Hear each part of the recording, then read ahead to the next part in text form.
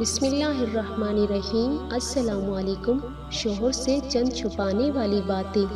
میری بات یاد رکھنا، اگر زندگی اچھی گزارنا چاہتی ہو تو شادی کے بعد شوہر سے چند باتیں کبھی بھی ڈسکس نہ کرنا، ورنہ زندگی تباہ ہو جائے گی۔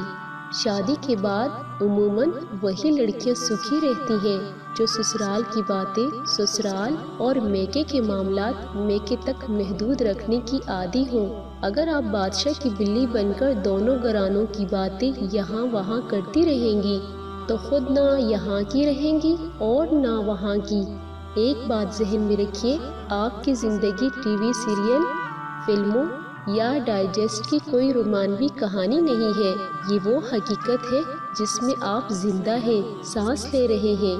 شادی کے بعد شوہر سے کچھ بھی ڈسکس کرنا چاہیں تو ضرور کریں، لیکن اس میں بھی احتیاط کیجیے کہ کچھ بھی ڈسکس کرنے اور سب کچھ ڈسکس کر لینے میں بہت فرق ہے۔ جس طرح کسی بھی عام انسان کو دوست اور پھر سب سے خاص دوست بننے میں کچھ وقت لگتا ہے، تو شوہر کا معاملہ بھی ویسا ہی ہے۔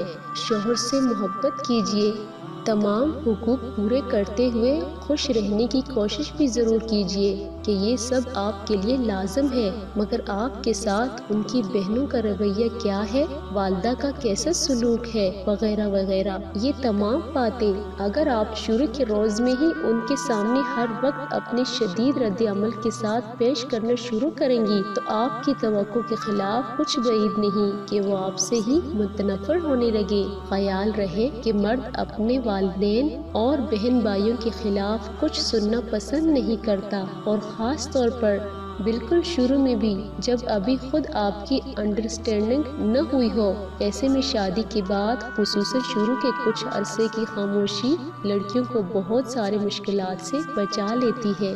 اور پھر یہ غلطی بھی کبھی نہ کریں کہ شوہر پر اندھا اعتماد کرتے ہوئے انہیں اپنے میکے والوں کی تمام اچھی بری باتیں بتانے لگیں۔ ایسا کرنے سے آپ خود اپنی ہی عزت گھٹانے کا سبب بنتی ہیں۔ بعد میں کسی بھی بدنظمی کے وقت اگر آپ کو شوہر سے انہی باتوں سے تلخ طعنے ملیں تو ان کی بدلحاظی پر رونے سے پہلے اپنی جلد بازی پر روئیں کہ آپ نے ایسا موقع دیا ہی کیوں۔ یاد رکھیے، شادی کے بعد عموماً وہی لڑکیاں سکھی رہتی ہیں جو سسرال کی باتیں سسرال اور میکے کے معاملات میکے تک محدود رکھنے کی عادی ہوں۔